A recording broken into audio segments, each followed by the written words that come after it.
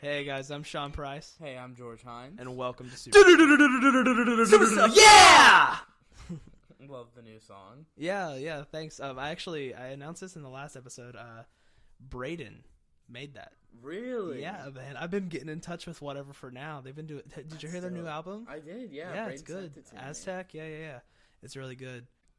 Yeah. It's if you're, I announced this in the last episode, but still, if you're ever on Spotify, you're looking for some new music to listen to, look up Whatever for Now. They have an album out called Aztec. Very, very good song. A very, very good album. I like Eleanor Rigby, personally. That's a good song. Their lead singer, I talk to him fairly regularly, but their guitarist, their lead guitarist, his name's Braden Ray. Mm-hmm. He is one of the best guitarists I know, one of the most sinfully talented men I've ever met. It's disgusting to watch. Yeah, man. It's just...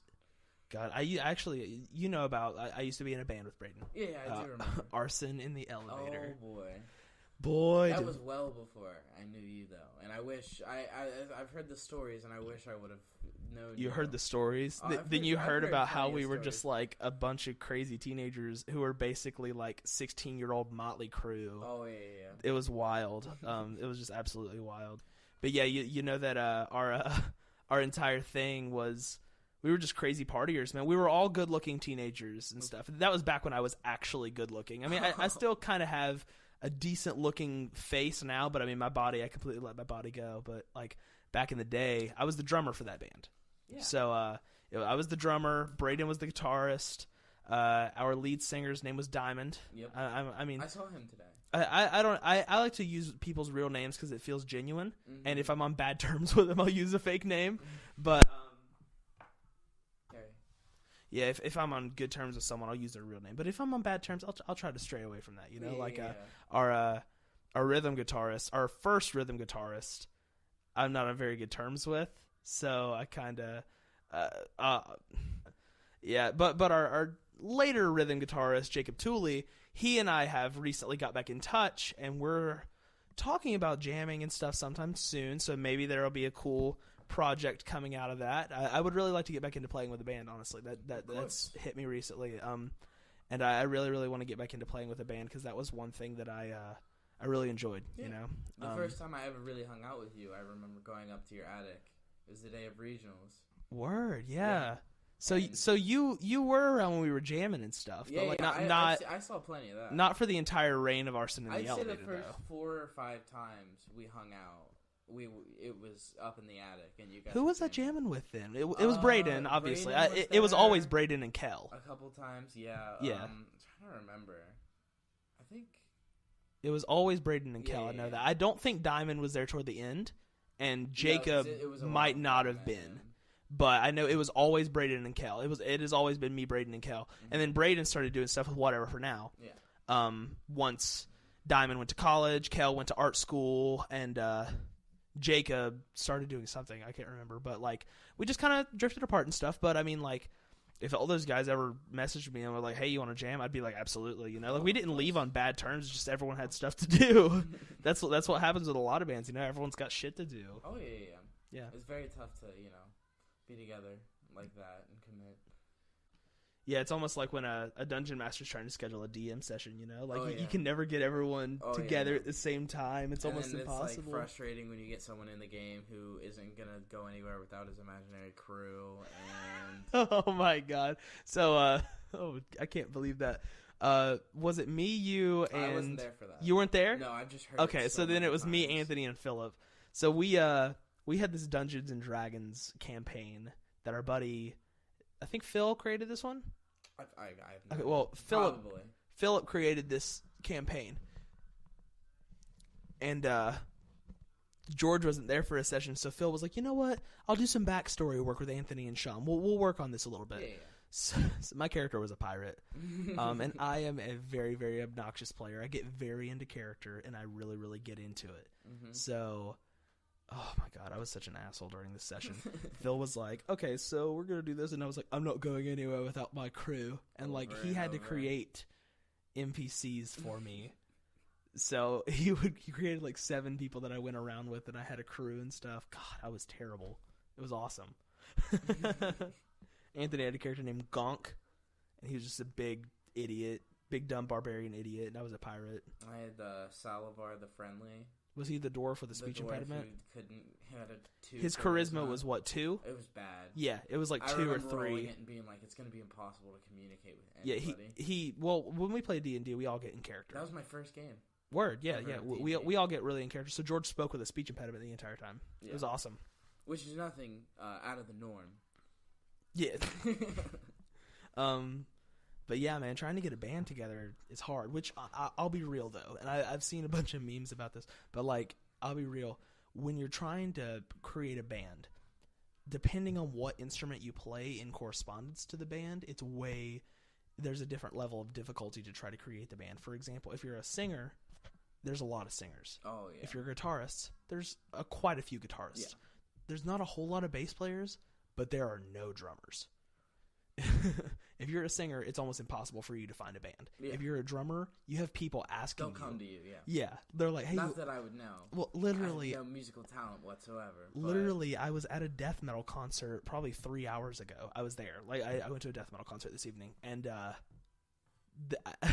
I've been getting texts since I got home. Hey, you play drums, right?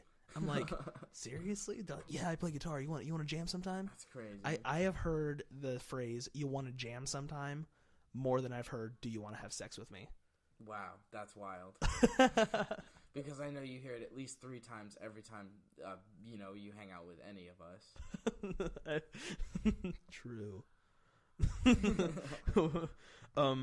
But yeah, man, it just made me think about, like, being an arson in the elevator and all that stuff back in the day, about how, like, influential a band can be to someone, like how influential you can be while you're in a band and stuff. Because, like, I remember playing concerts, that's one thing that, like, oh my God, it was amazing. I had this little platform at the Foam Garage in Marietta. Yeah, we did a big concert at the Foam Garage. That was a dope concert. Our sound quality was a little off, but we were a new band and stuff, and I was just playing drums. We were digging it. We had one of the kids that we were in school with do our soundboard and stuff, and everyone got a cut. I made $60. Hey, that was cool. My dad was our security guard. Like, it was I really, don't think you could pick a better one. It was really low budget.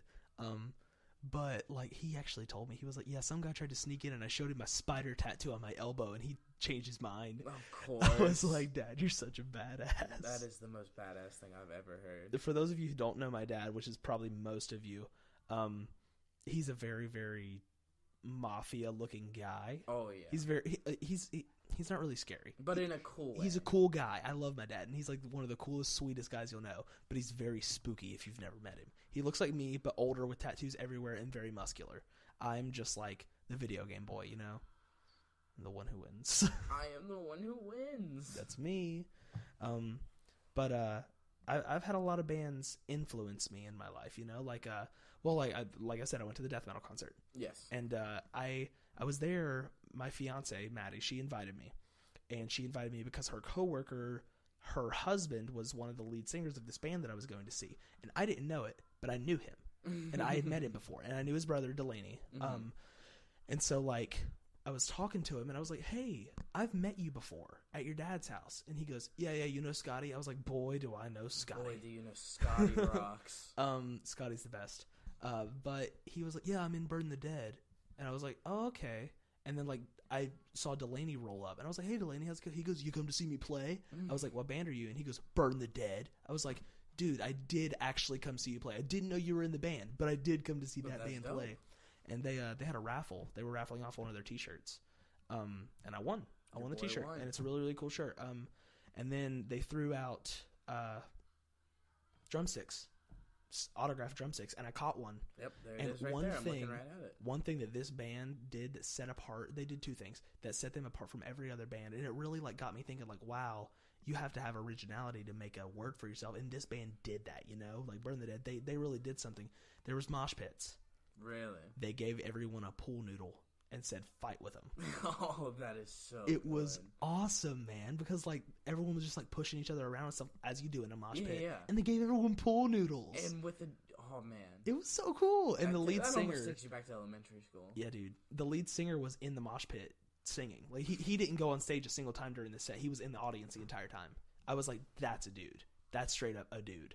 But they Yeah, they gave her one pool noodles. It was awesome. Straight up. A very different story. Yeah. If it was poo noodles. Tell me about some bands that like influenced your life and stuff. Like, I know I had you write down like your top 5 favorite bands of all time, but we'll get into that in a little bit. I just want to know like some bands that really spoke to you recently, because like I have another really good story that I'll tell you about, but I want to hear something from you. Well, I recently had a conversation with another one of my friends about bands that we went through phases with. I gotcha. Because I was like, I never really went through a Panic at the Disco phase. Oh, I did. I listened to them a little bit, but I was never like... Do you see my hair right now? Oh, yeah, I know. This is you as live, breathe, and die, Panic at the This Disco. is as Brendan Urie as I've ever looked. Oh, yeah. But I was thinking, I remember being very young, going through like a Linkin Park phase. Okay. Oh, yeah, no, I was big Right, into Linkin Park for a little bit. I think Linkin Park are legends. I think they deserve legend status. They're different. Absolutely. Yeah. It's unfortunate the amount of hate they got towards the end of their run. Yeah. I totally agree. They definitely had some like major bangers. They had some cringy songs too. But like every band has some cringy songs. Any band, especially from that like generation and that genre, especially. Well, it's very easy to cross the line from good to cringy. Exactly. And I tell people this all the time. Every band has bad songs and good songs. Yes. Like for every Bohemian Rhapsody, there is an I Love My Car. You know? For every Killer Queen, there's a bicycle. And I say that to people all the time, and they're like, you know what? That makes a whole lot of sense. Well, like when I was in the band, I was writing songs and stuff, and like we would always write some good songs, and like Braden wrote this really, really dope song. And I wrote a song called Bodie Lodi. I've heard about Bodie Lodi. It's a really, really good song. Oh, yeah, it was it was a banger, but the lyrics were trash. It was like, I like spaghetti and pizza. I want to find you and touch your boobies. Yeah. But like the music was like do do do do do do do do. All you need is the catchy beat. Yeah, dude. I mean, you've heard mumble rap. Oh yeah. All you need is a good beat. But yeah, man.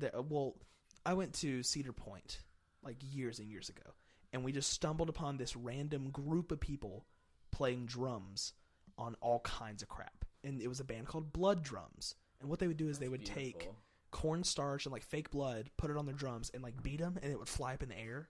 And so like they would play with like grinders and stuff, and they would they had a drum set too, but they would play on the trash can lids. They had a fire breather and a fire spinners and stuff. It was just a really cool experience. And that's a band. If I see a band for the first time, the way I show them that I enjoyed their set is I buy a t-shirt. And I bought a t-shirt. I have a Blood Drums t-shirt. I don't have a whole lot of band t-shirts from from bands that I like just first saw. But for example, the Burn the Dead that I just saw, I won that t-shirt. But I also bought one for Maddie because I really liked that band. Yeah. And it takes a lot for me to like see a band for the first time and buy a t-shirt, because like that's where most bands get their sales, you know? But yeah, tell me some more stuff about bands that influenced your life, buddy boy. I can't really think of any bands specifically that I had like major like phases with. Mm-hmm. But I do know like bands that I've always like preferred, like Def Leppard. Oh yeah, you do love Def Leppard. I do love Def Leppard. I'd be surprised if that's not on your list. Oh no, that was the first one I wrote down. Okay, but I don't know what number it is yet. Though. Just don't tell me. I didn't write them down as numbers. I just wrote a bunch of them down. I couldn't really think of in order. Okay, mine has an order. It's something I've never really thought about, to be honest. Well, see, I thought about this, and I'm hiding my list that we don't see it. I thought about this. I know you've told me. I know I could at least name a couple on that list. Well, we'll see how many you can guess when we start doing the lists. Okay. But I thought about this recently about the podcast. We did a top 5 on our first episode. Yes. We did a top 5 on our second episode. I was like, you know what? I'm going to do this for every episode. So like I recorded a episode recently. It'll air like a week before this one airs, I think, because it'll be our third episode. Anthony is on it, and my mom is on it. And we did our top 5. The whole theme was 90s. So we did our top 5 favorite 90s cartoons. Top 5 favorite years in the 90s. Number 1, 1996. Did we just say the name number? Yeah. That was weird. I've waited for love. Oh, my God. I was just talking about that today. Starcatcher? Actually. Oh yeah, I saw David. Oh yeah. It was. Beautiful Were you guys man. at B-Dubs? Huh? No, he was. He went to Cary. Oh, okay. Yeah. I for our listeners, back in the day, George and I did a play together, Peter and the Starcatcher, if you've heard of it. If not, look it up on YouTube. It's great. I played Mrs. Bumbrick, and George played Alf. So we were a couple in the play.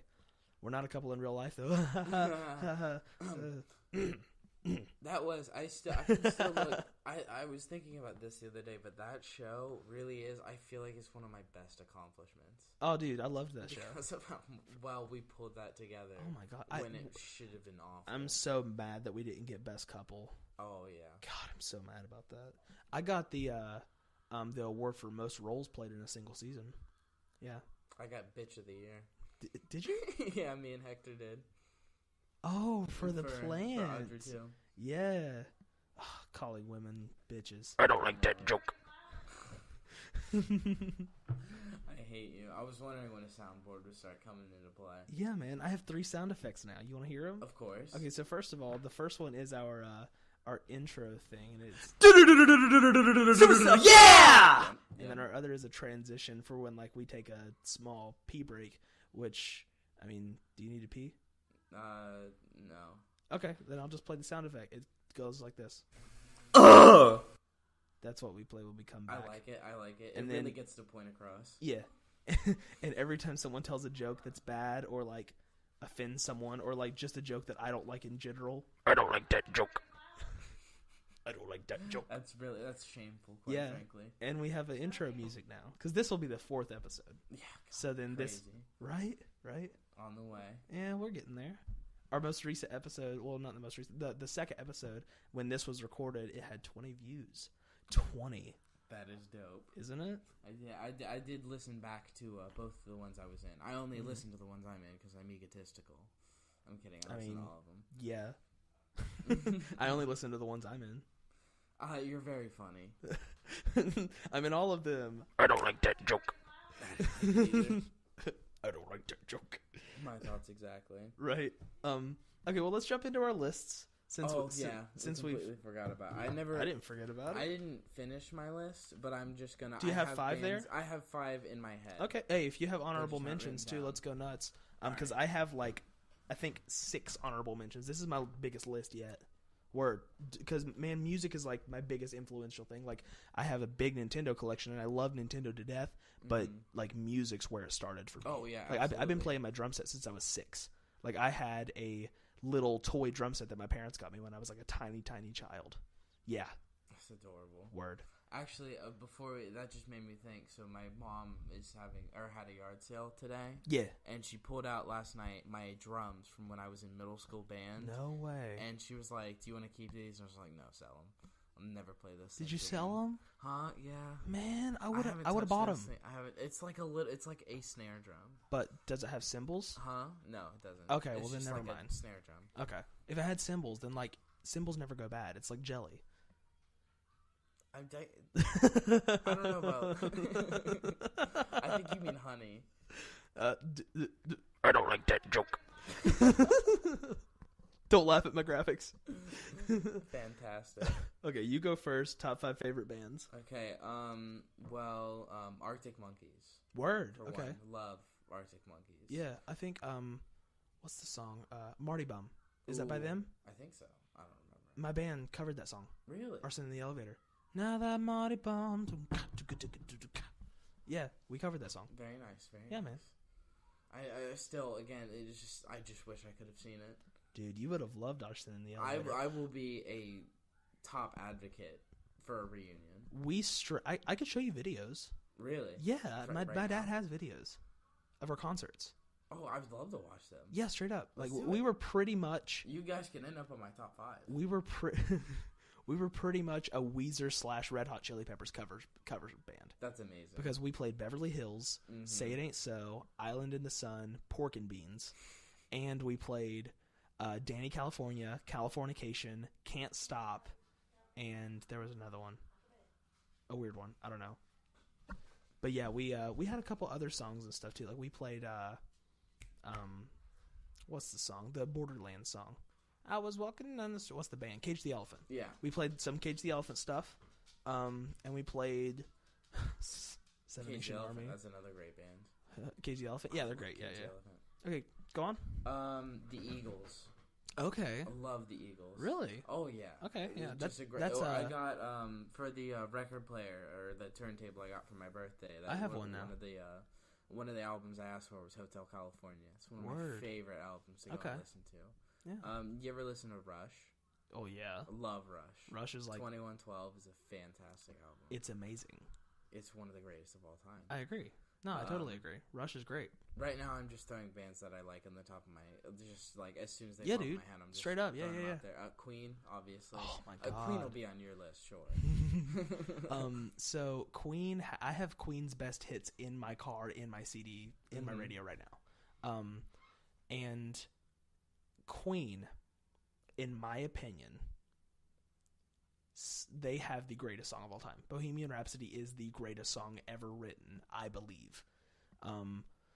They also have amazing bangers. Killer Queen, Another One Bites the Dust, Somebody to Love. You could go on and on with all the amazing Jesus Christ, they have so many good songs. Fat Bottom Girls.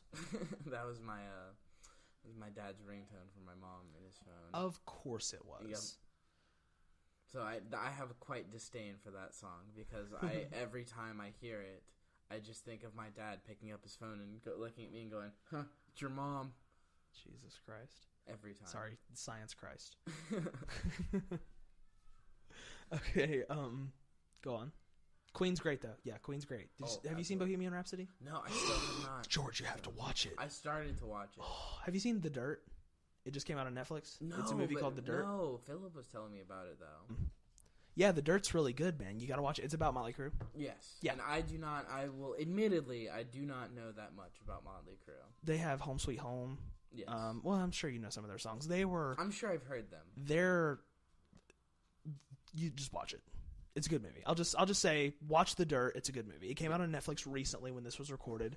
So watch that. It's good. Also watch Bohemian Rhapsody. It's amazing. They're both amazing. I said that kind of derogatorily, but they are both very, very good movies. At this point, I have so many movies I'm far behind on. I need to watch Shazam. I haven't watched Shazam. Really? Yeah. I've heard good things about it. I have too. I've heard it's the best DC one so far. I heard Aquaman was better. Really? I've heard Shazam is great, but I've heard Aquaman is better. I don't know yet. I saw Aquaman. Aquaman's so good. I need to watch Captain Marvel. I think Aquaman was better than Wonder Woman. Really? Oh yeah. I think Wonder Woman was I great. heard very good things about both. So. Yeah. You haven't seen Captain Marvel yet? No, I have not. It's great. It got a lot of backlash. I did. Yeah, no, I heard a little bit about that. But I thought it was great. I personally really, really liked it. It was very similar to the first Avenger, Captain America, the first Captain America. Really? It was a good origin story. Okay. Not one of the best MCU movies. I mean, Captain America Civil War is still my favorite. It's a really weird thing to see now, an origin story at this point in the MCU. Yeah. It's kind of with like... Endgame coming out so soon. It, like... You know, the more you think about it, the more you're like, can they really... Like, for the future of Marvel, they really can't just go back to origin stories for new heroes. They're going to have to, really got to keep... I mean, once Endgame happens... ways to, mix that up. And who do you think will be the next villain? The next villain? I'd love to see Galactus. I was literally about to say, let's say it on 3, and we would both say Galactus. Because Galactus, I think it's deserves so much better than Fantastic Four, Oh, my God, yeah. Oh, man. Oh, my God, yeah. Because, I mean, it's going to be very hard to raise the stakes after a villain like Thanos. Well, fun story. Kevin Feige said that he wants to be a character in one of the Marvel movies. And, he's like the guy. Perfect for him. Everyone tells him he looks like Galactus. Apparently, everyone tells him he looks just like Galactus, and like, that would be. Wouldn't it be sick, like that all-powerful being to see him? I just think it would be cool. Anyway, we're getting way, way off topic. No, we really are. Which is fine, because I mean, like, it's a podcast, whatever. At this point. But keep talking about your list. I'm interested about this because, like, yeah, movies and stuff. Yeah, movies and stuff. But I don't know. I doubt you've heard of The Smiths. The Smiths? The Smiths. No. Very old 70s, 80s band. Okay. It's like a 70s, 80s emo band almost. Ooh. Very weird. That's kind of... Very unique style. It's a very, like, emo style of music, but, like, in an 80s way. It's you really have to listen to it to understand it. The Smiths? Like S-M-I-T-H-S? Like just the Smiths. Cool. Yeah, I'm writing that down. It's a very This pen is out of ink. There we go. There's a good pen. The Smiths. Yep. Cool. I will actually listen to them very soon. Maybe tonight. Who knows? But, yeah. Yeah. All right, so enough about my list. However, I would love to hear Is that all of yours? Yeah, that's all the ones I can think of right now. Okay, well, I actually have quite a bit. This is my longest list. So, honorable mentions. Okay. Burn the Dead. Yes. They're really good. Okay. Blood Drums that I told you about. Yep. Motley Crue. Yes. Love Motley Crue. I'm really into Irish metal and pirate metal. Yep, I know this. So, Ailstorm Yep. is one of my honorable mentions. And the Dropkick Murphys are also one of my honorable mentions. Absolutely. This next one is on my honorable mentions specifically because every time I hear this note played, I tear up a little bit and I have to sing this song, Okay. My Chemical Romance. Every time I hear that G note, Uh-huh. bum, bum, bum, bum, I'm just like, when I was a young boy, my daddy told me. Ugh, dude, that song, The Black Parade, breaks me apart. Mm-hmm. Completely breaks me apart. And also Green Day is on my honorable mentions. Yes. Because Green Day hit me. Green Day. It hit me when it was happening, you know? I definitely had a Green Day phase. Oh, in yeah, middle for school. sure. So, my top five, my actual top five. Number 5 is Queen. Yes. Yeah, Knew it. I love Knew it. Queen. I listen to Queen on a daily. Like, there's these 5 bands that are on my top 5. I actually listen to these bands in rotation. Yes. Queen is my number 5, and I already explained why I love Queen earlier. Yep. Number 4. I love how extremely obvious it is when I go off recording to take care of whatever my son is barking about. Yep. But I tried to play it off like it's nothing. Anyway, my number 4, Blink 182. I knew. Yep, that was another one I knew was going to be on the list. I love Blink, man. There's so many good songs that they have. So many songs that I jam out to. I take a lot of influence from Barker for being a drummer and stuff, and it's just like that. Every time I hear some Blink, I really, really get it. And they actually replaced one of their singers, and they have a newer song album. Really? Have you heard their newer album? It's not a new album. It's like a couple years old, but it's really, really good. They have a song called Bohemian Rhapsody. I've heard that one. You You've have? played that for me. And then it's like, there's something about you that I can't quite put my finger in. Yeah, and then built this pool. I want to see some naked dudes. That's why I built this pool. And I need to play you Fuck a Dog in the Ass. I've heard that one before. Okay, You've good. Definitely. You've played that for me in the car. For people who don't know who times. Blink 182, it probably sounds terrible right now. Yeah. But they have some really, really good songs, I think. My favorite song by them is Boxing Day. It's a very, very unpopular song of theirs, but that is my absolute favorite song. It's like, you left me on the day after Christmas. It's a great song. But it's about a man that meets this woman and like falls in love with her and falls in love with her family and everything, and buys all of her kids these nice toys and stuff, and then she leaves him with the kids and she bolts the day after Christmas. Damn. Yeah, man. And then like the third verse is of him, like he just lives out his life and takes care of the kids and stuff, and they grow up to be like millionaires and give him all kinds of money and stuff, and then she comes back and they're like, we don't want anything to do with you. And I'm just like, yes, justice. Of course. Yeah. But yeah, man, that's just, I love Blink. I love Blink so much. But they're my number 4. I knew that was going to be on your My number list. 3 is Falling in Reverse. That was the other one I was going to guess. Falling in Reverse, because I am a 12-year-old girl. Oh, yes. Oh my God. Okay, anyone who's listening is probably like, this friggin' guy is so emo. I have My Chemical Romance on here, Green Day, friggin' Ailstorm, Falling in Reverse. But Falling in Reverse because it got me through a breakup. I've been through a couple breakups, but I've only been through like one or two really, really harsh ones. Falling into Verse kind of saved my life when I was in middle school. No lie. They mean a whole lot to me. And I actually got to see them for the first time ever recently at Warped Tour. Really? Yeah. I actually saw two of the bands that are in my top 5 at Warped Tour recently. Really? And yeah, and it was the first time. Did you see Queen? Yeah. It was the first time I'd seen either band, and I loved him. And Ronnie from Falling in Verse sounds even better live than he does on track, which is saying something because he's got an amazing voice on track.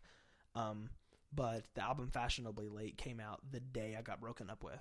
And like I remember I was sitting up late at night waiting for that album to drop, and I got this long text from my girlfriend at the time saying how she wanted to split up with me, and I was like, yay. And then the next minute that album came out, and I listened to it all the way through and cried my eyes out until school the next day.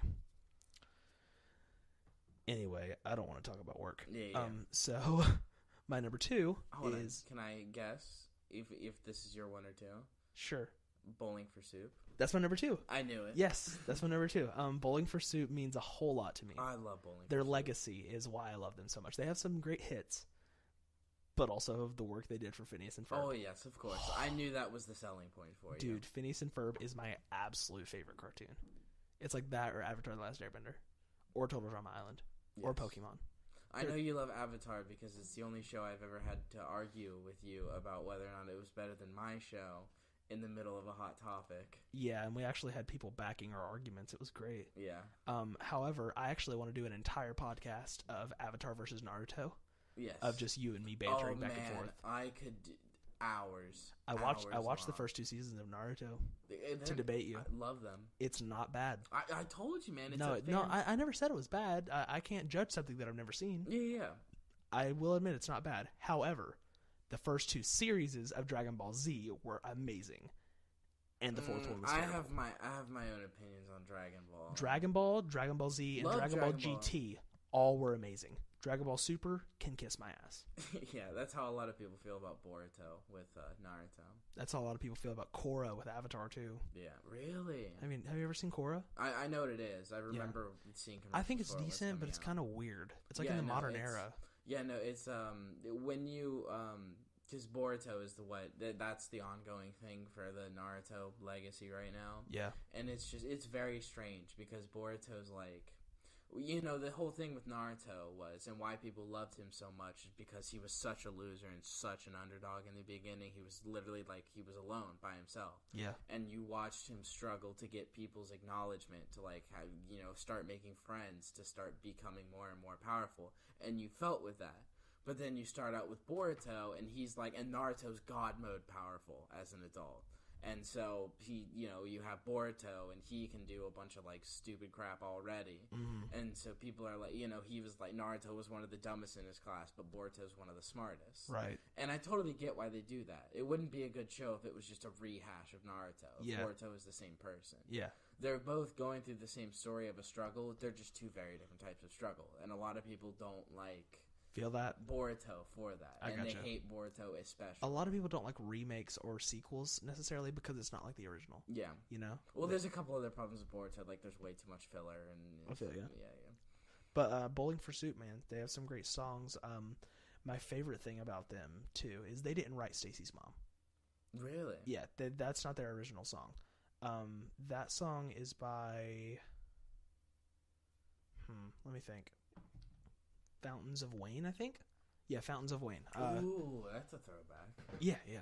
So Stacy's Mom is by Fountains of Wayne, and everyone thought it was by Bowling for Soup. So they made their own version, put it on iTunes, and started collecting money for it. That's dope. Yeah. A little swindle, but... I mean... but can you guess what my number 1 favorite band is?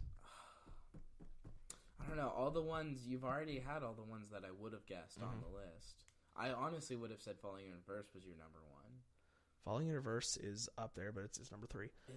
Is it Starbomb? It's Starbomb / Ninja Sex Party. And it's only because I had never heard of Starbomb or Ninja Sex Party until last July. You're welcome. When we went on our Seneca Rocks trip. Mm-hmm. And all of that slammed me in the face. And then the next month, after I had like listened to as much as I possibly could, the next month, Cool Patrol came out. Yep. And now that I'm like super, super into it and I haven't died off into it at all, Starbomb Triforce comes out. Oh, yeah. I already have my album pre-ordered, like the signed copy and everything pre-ordered. Are you really getting one? I already paid for it. I'm so jealous. Yeah, dude, I already paid for it. And I, did you hear the Overwatch song?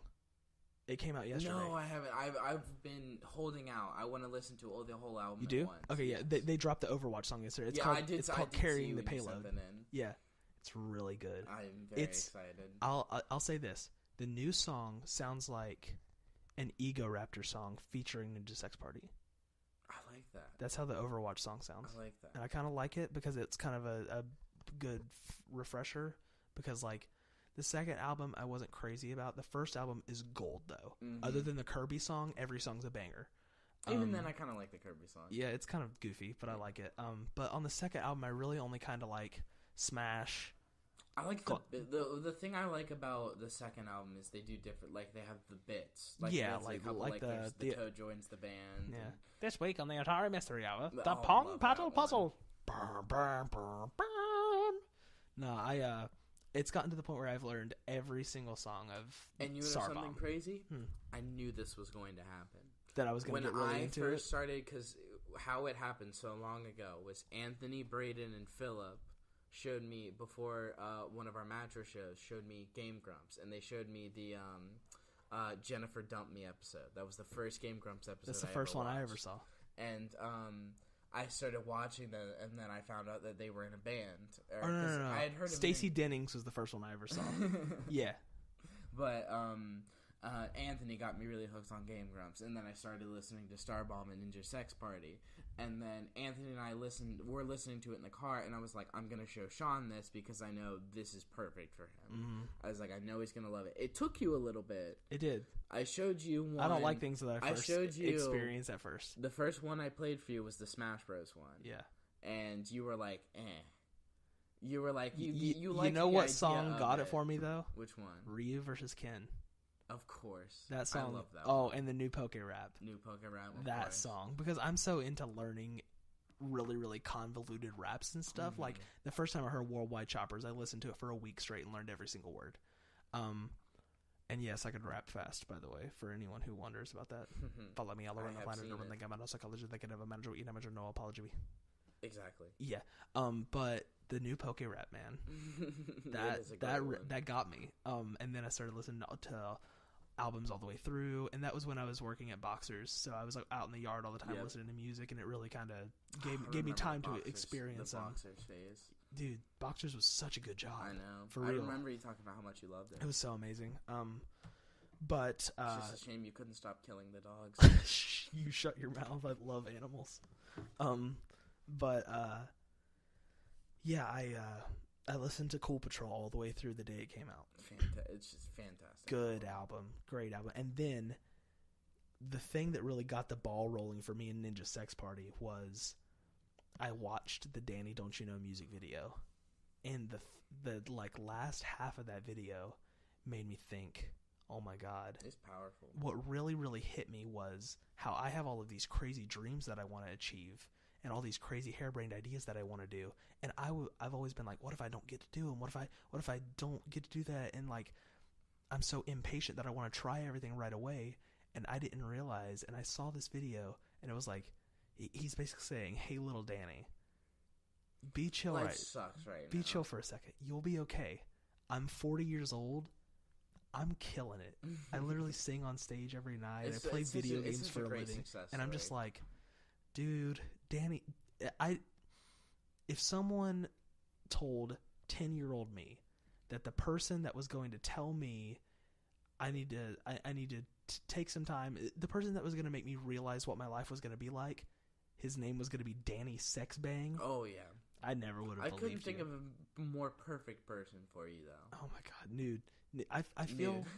Nude. No, dude. And the whole Ninja Sex Party band and Starbomb, the reason they're my favorite is because you ever feel like something was made specifically for you? Oh, yeah. Like when they released the Smash Bros. Second DLC character, and it was Joker.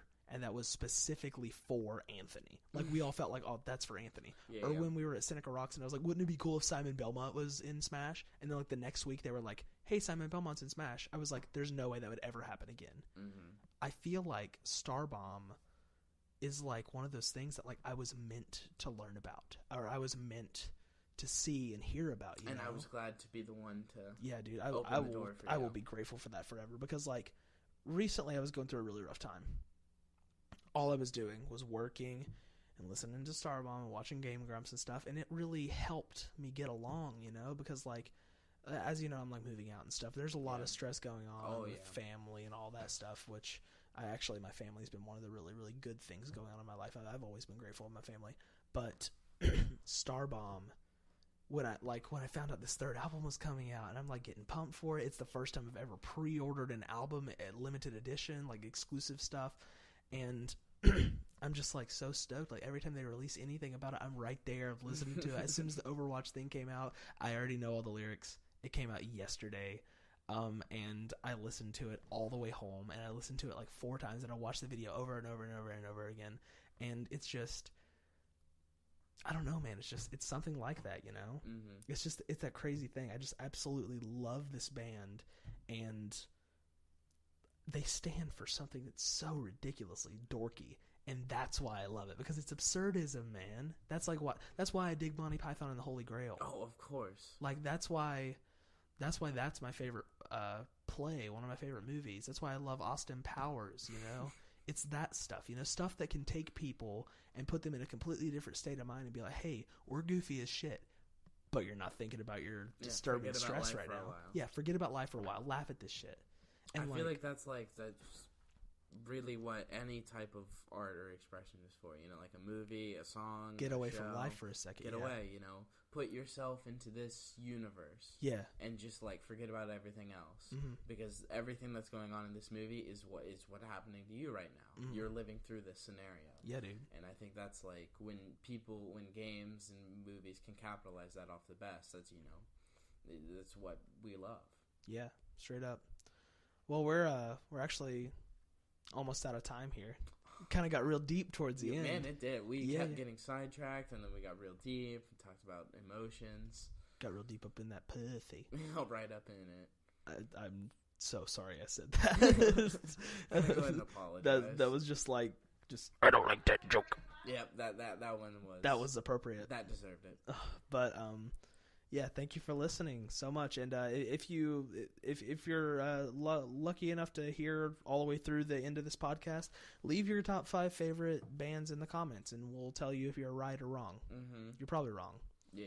Unless your top 5 are Tell my us why top 5. Five Finger Death Punch is your favorite band. Good Lord. First ever time I crowd surfed was to Five Finger Death Punch. Really? Yeah.